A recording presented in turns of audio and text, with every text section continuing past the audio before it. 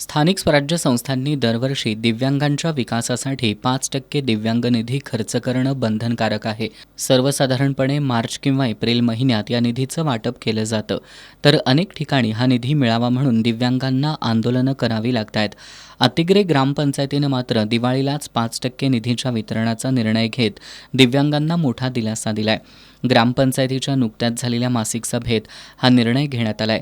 सरपंच सुशांत वड्ड आणि ग्रामविकास अधिकारी बाबासाहेब कापसे यांनी असा निर्णय घेणारी आतिग्रे ही जिल्ह्यातील पहिलीच ग्रामपंचायत असल्याचं सांगितलं. की ग्रामपंचायतीमध्ये दिला जाणारा जो 5%चा दिव्यांग निधी खर्च आहे तो मार्च आणि एप्रिलमध्ये न करता आपल्या सर्वांच्या बरोबर नैसर्गिकरित्या ज्यांच्यावर आघात झाला अशा व्यक्ती ज्या दिव्यांग झालेत त्यांची देखील दिवाळी ह्या ठिकाणी गोड व्हायला पाहिजे.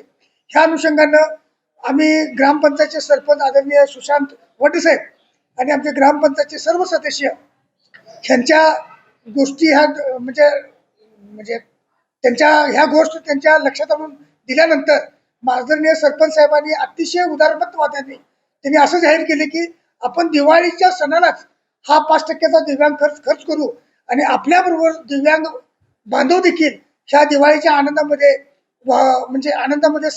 त्यांचा समावेश करायचा असेल तर आपला दिव्यांग निधी हा दिवाळीपूर्वी त्यांना देणं उचित ठरेल.